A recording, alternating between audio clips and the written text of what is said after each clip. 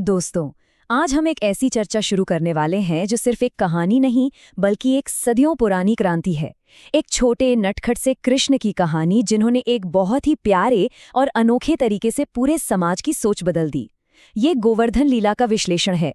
चलिए देखते हैं कि ये आध्यात्मिक बदलाव आखिर था क्या। सोचिए जरा, वृंदावन के पास एक छोटी सी पत्थर की पहाड़ी है, बस कोई 30 मीटर ऊंची।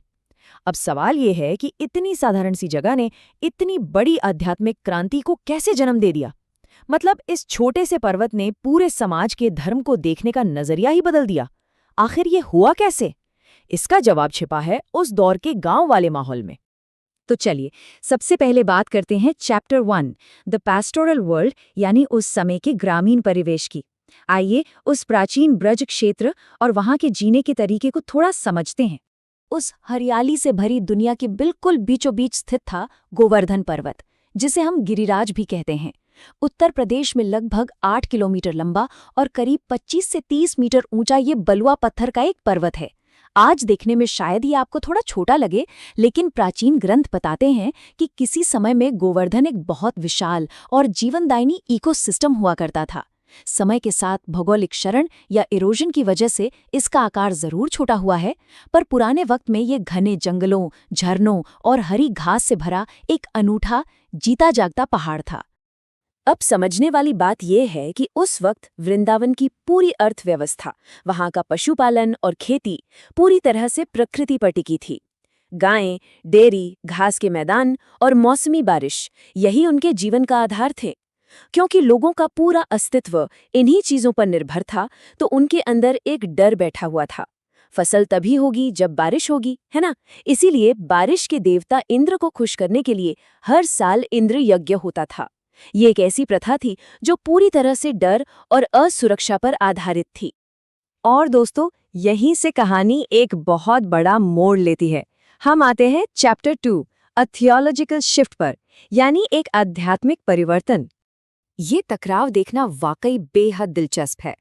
एक तरफ डर पर आधारित पूजा थी, जहां लोग बस इंद्र के गुस्से से डरकर अंधविश्वास में उन्हें पूज रहे थे, और दूसरी तरफ एक नन्हे, प्यारे और बहुत समझदार बालक श्री कृष्ण ने कहा कि रुकिए, बारिश किसी अंधी पूजा के नियंत्रण में नहीं है। उन्होंने इतने प्यारे तरीके से गांव वालों को समझाया कि हमें इंद्र से डरने के बजाय उस गोवर्धन पर्वत, उन गायों और प्रकृति की पूजा करनी चाहिए जो सच में हमारा पालन पोषण कर रहे हैं। उनका कहना था कि डर को छोड़िए और उस जमीन के प्रति आभार यानी ग्रैटिट्यूड दिखाइए जो हमें पालती है। ये सच में एक क्रांति थी। गांव वालों ने उस छोटे से कृष्ण की बात मान ली और यज्ञ रोक दिया। पर इसका अंजाम क्या हुआ, ये देखते हैं chapter 3, surviving the great storm में। अपना यज्ञ रुकते देख अहंकार से भरे इंद्र बहुत गुस्से में आ गए और उन्होंने गांव को सजा देने की ठान ली। पूरा आसमान अचानक काला पड़ गया। पहले ही मिनट से भयंकर बारिश और बिजलियां गिरना शुरू हो गईं। 12 घंटे बीते बीते हालत इतने खराब हो गए कि तेज हवाओं और भयानक बाढ़ ने पूरे वृंदावन को डुबा दिया। गायें, बच्चे, घर, सब कुछ खतरे में था। सब लोग घबराकर उस नन्हे कृष्ण के पास भागे, और फिर जो हुआ वो अद्भुत था। कृष्ण ने विशाल गोवर्धन पर्वत को उठा लिया और 1-2 घंटे नहीं, पहले दिन से लेकर लगातार 7 दिन और 7 रात तक उसे हवा में उठाए रखा। श्रीमद् भागवतम के ये शब्द जरा सुनिए, डरो मत, मैं तुम्हारी रक्षा कर रहा हूं। ये कहानी का सबसे भावुक हिस्सा है। ये किसी योद्धा का ऐलान नहीं था, बल्कि एक भोले से कृष्ण का अपने अपनों से किया गया वादा था। ग्रंथों में आता है कि उन्होंने एक हाथ की छोटी उंगली पर पहाड़ को ऐसे उठा लिया जैसे कोई बच्चा आसानी से एक छोटा सा कुकुरमुत्ता यानी मशरूम उठा लेता है। उस विशाल पहाड़ के नीचे पूरी आबादी और सभी जानवर आराम से सुरक्षित रहे, और वो तबाहकारी तूफान उनका बाल भी बांका नहीं कर सका। तूफान शांत हुआ और इंद्र का घमंड टूटा। अब बढ़ते हैं chapter 4, the philosophy of the miracle की तरफ, जहां हम इस चमत्कार के पीछे का दर्शन समझेंगे। यहाँ पर 2 विचारधाराओं का बिल्कुल स्पष्ट अंतर है। एक तरफ इंद्र का तरीका है, जहां अहंकार, ताकत का प्रदर्शन और घमंड भरा है, और दूसरी तरफ हमारे कृष्ण का तरीका, जो करुणा, प्रकृति से प्रेम और धर्म पर टिका है। ये कहानी हमें बहुत साफ शब्दों में बताती है कि बिना विनम्रता यानी बिना ह्यूमिलिटी के मिली ताकत हमेशा गिरती है। अहंकार को हमेशा करुणा और सच्ची परवाह से ही हराया जा सकता है। अगर आप इस घटना को एक ग्लोबल पर्सपेक्टिव से देखें तो ये बहुत ही कमाल की बात है। दुनिया भर की अलग अलग सभ्यताओं में प्रलय या बाढ़ से बचने की ऐसी कहानियां मिलती हैं, जैसे बाइबल में नोआज आग की कहानी, जहां एक नाव के जरिए भक्तों को बचाया गया, या फिर हिंदू परंपरा में मनु की कहानी। गोवर्धन लीला भी बिल्कुल इस यूनिवर्सल थीम पर फिट बैठती है, बस यहाँ नाव की जगह एक पूरे पर्वत ने अपनों की रक्षा की। प्रलय के वक्त दिव्य शक्ति हमेशा अपने लोगों को बचाती है, ये संदेश पूरी दुनिया में साझा है। अब आते हैं इस चर्चा के आखिरी हिस्से पर, चैप्टर 5, अ लास्टिंग कल्चरल लेगेसी। आइए देखते हैं कि सदियों पुरानी ये कहानी आज हमारी जिंदगी में कैसे जिंदा है। श्रीमद् भागवतम की ये प्यारी सी घटना सिर्फ पुराने पन्नों तक सीमित नहीं रह गई। आप जानते ही हैं, आज भी हर साल दिवाली के ठीक अगले दिन गोवर्धन पूजा या अन्नकूट मनाया जाता है। ये सीधा उसी छोटे कृष्ण के निर्देशों का पालन है।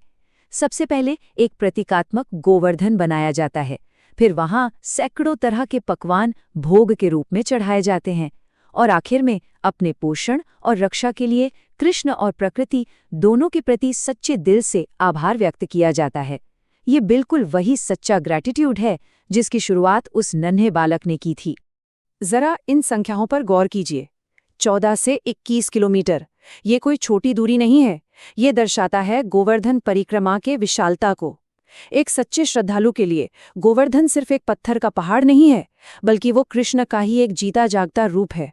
और यही सबसे बड़ी वजह है कि आज तक लोग इस पर्वत के ऊपर नहीं चढ़ते, उस पर विजय पाने का कोई अहंकार नहीं दिखाता, बल्कि लोग असीम श्रद्धा और आदर के साथ इस पूरे 21 किलोमीटर लंबे रास्ते पर पैदल चलकर इसकी परिक्रमा करते हैं, उस चमत्कारी और जीवनदायिनी धरती को अपना सम्मान देने के लिए। तो इस पूरे विश्लेषण के बाद, एक नन्हे से बालक की प्रकृति प्रेम को समझने के बाद, एक बहुत ही गहरा सवाल हमारे सामने छूट जाता है। अगर असली शक्ति की परिभाषा प्रकृति की देखभाल करना और जीवन को बचाना है, तो आज के इस आधुनिक वक्त में मानवता को अपनी शक्ति का उपयोग कैसे करना चाहिए? कृष्णा की वो पुरानी परवाह, उनका वो छोटा सा लेकिन महान कदम आज के इस प्रदूषित माहौल में हमें सच्चे पर्यावरण संरक्षण का रास्ता दिखाता है। सोचिए इस बारे में, क्योंकि गोवर्धन सिर्फ एक पहाड़ नहीं, बल्कि एक बहुत बड़ी सीख है। आज की इस चर्चा में बस इतना ही। नए विचारों के साथ आपसे फिर मुलाकात होगी।